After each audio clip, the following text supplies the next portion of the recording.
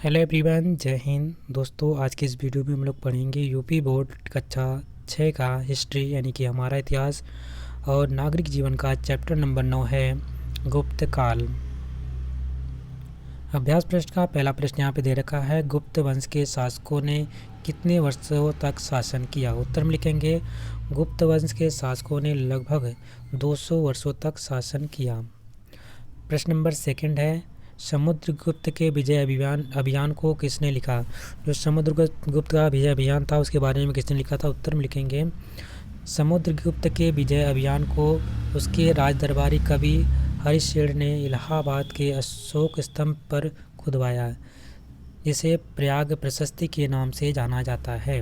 ध्यान में रखेंगे, समुद्रगुप्त के विजय अभियान को उसके राज दरबारी कवि हरिशेर ने इलाहाबाद के अशोक स्तंभ पर खुदवाया, जिसे हम प्रयाग प्रशस्ति के नाम से जानते हैं।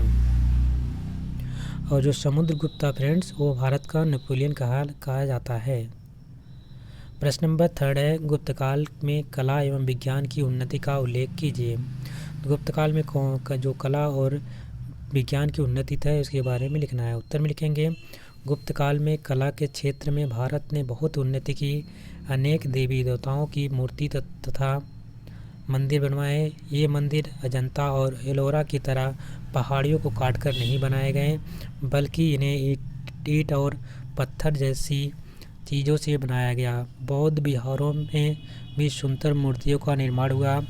गुप्त काल में वाराणसी के निकट सारनाथ में एक विशाल बौद्ध विहार था। यहाँ से बुद्ध की प्रस्तर मूर्तियाँ मिली। बौद्ध विहारों और हिंदू मंदिरों को अनेक सुंदर चित्रों से सजाया गया। बौद्ध विहारों की चित्रकला उच्च कोटि की थी। चित्र इतने उत्तम थे कि उन्हें देखकर ऐसा लगता था कि जैसे आज ही बने हों। गुप्त काल में विज्ञान के क्षेत्र में भी काफ़ी उन्नति हुई। आर्यभट्ट और बारहमिहिर इस काल के प्रसिद्ध वैज्ञानिक थे। दोनों ही ज्योतिष व गणित के प्रवीण थे। आर्यभट्ट ने यह स्पष्ट किया कि पृथ्वी गोल है और वह सूर्य के चारों ओर परिक्रमा करती है। प्रश्न नंबर 4 है, गुप्त काल को भारत का स्वर्ण युग क्यों कहते हैं, स्पष्ट कीजिए। उत्तर में लिखेंगे गुप्त सम्राटों ने विशाल साम्राज्य स्थापित कर केंद्रीय शक्ति को दृढ़ किया और श्रेष्ठ शासन प्रबंध द्वारा शांति स्थापित की। यह शासन व्यवस्था मौर्यकालीन 3 स्तरीय स्थानीय, प्रांतीय व केंद्रीय से मिलती जुलती थी। इस काल में साहित्य, कला, धर्म व संस्कृति का उल्लेखनीय विकास हुआ। गुप्त काल में धंधों, व्यापार तथा वाणिज्य में अत्यधिक प्रगति हुई। व्यापारिक संगठनों द्वारा विदेशों से व्यापार उन्नत दशा में था। पाटलिपुत्र, वैशाली, उज्जैनी समृद्ध नगर थे। देश धन धान्य से पूर्ण था। इस कारण गुप्त काल को स्वर्ण युग कहते हैं।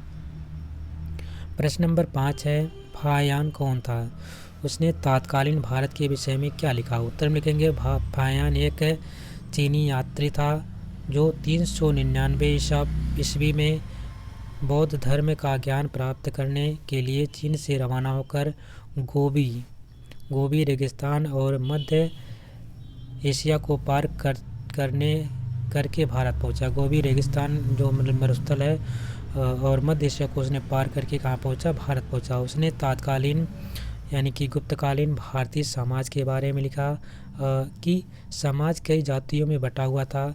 सभी जातियों के लोग मिलजुल कर रहते थे। नगरों में अछूतों के वर्गों से लोग गिरा करते थे। उन्हें बाकी नगर से दूर जाकर रहना पड़ता था। उच्च जातियों के लोग उनकी ओर देखना भी ठीक नहीं समझते थे। गुप्तकालीन समाज की यह बात सबसे बुरी थी। प्रश्न नंबर 6 है, गुप्त शासकों ने अपने साम्राज्य को बढ़ाने के लिए क्या उपाय किए। उत्तर में लिखेंगे समुद्रगुप्त ने के बाद उसका पुत्र चंद्रगुप्त द्वितीय 380 ईस्वी में गद्दी पर बैठा।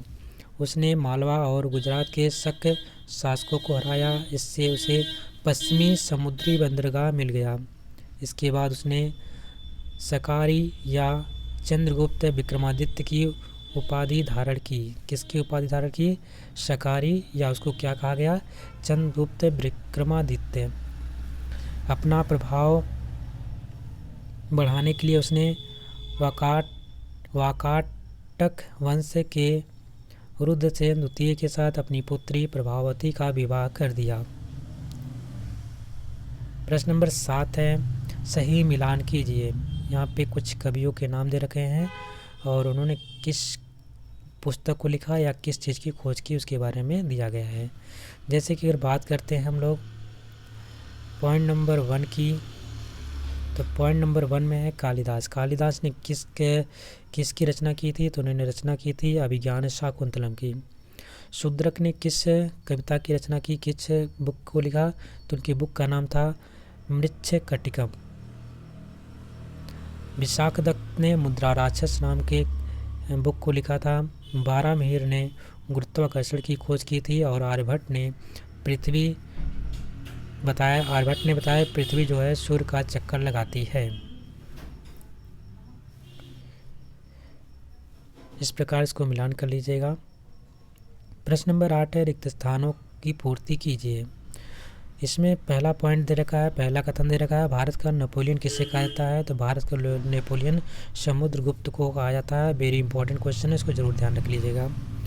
प्रश्न नंबर का है, स्कंदगुप्त ने खालिस्तान झील का जीर्णोद्धार कराया।